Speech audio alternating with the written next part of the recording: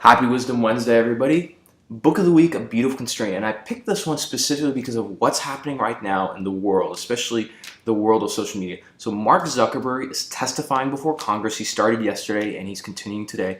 And it's an important time because me personally, I think this is the best thing that ever happened to Facebook.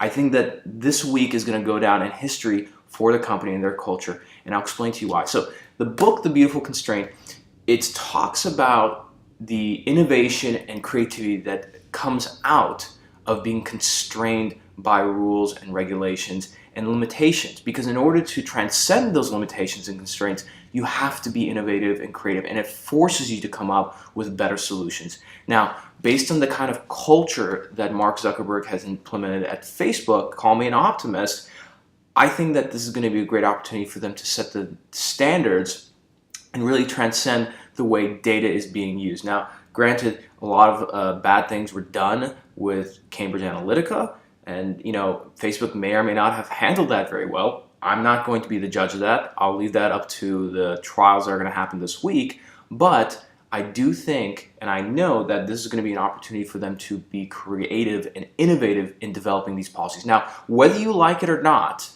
we needed something like this to happen. And if it wasn't going to be Facebook, it was going to be another social media platform.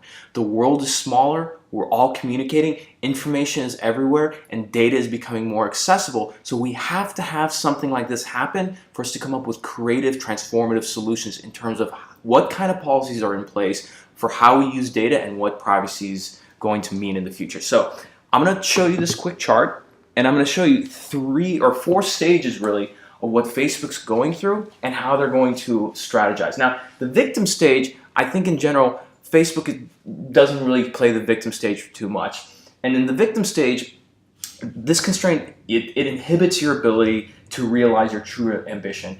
And your strategy is really just avoidance, which is you avoid the constraint completely, or reduction. You reduce the level of ambition needed to approach the constraint. Essentially, you don't take it seriously.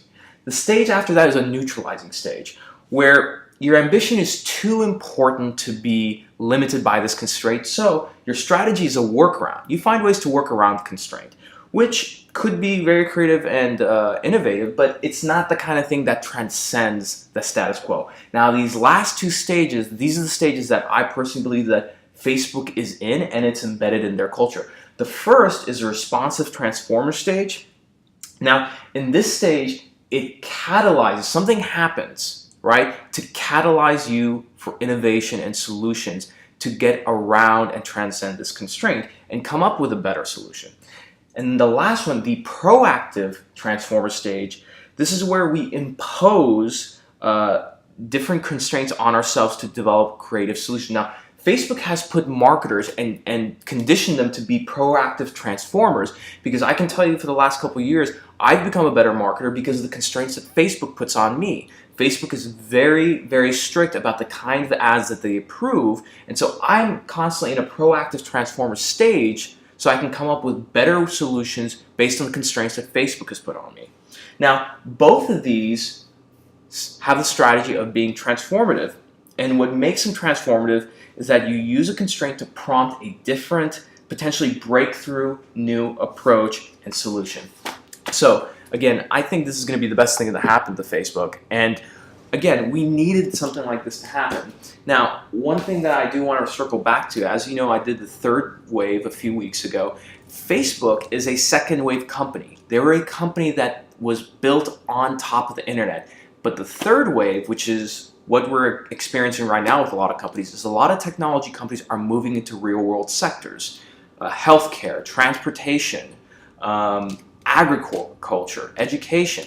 And with Facebook, they're moving into the 3rd wave as a company. And the reason why is because part of being a 3rd wave company is working closely with the government as a partner, and more importantly, to have the perseverance to develop new policies. So that's what I think is happening right now. Again, leave a comment below. Tell me what you think.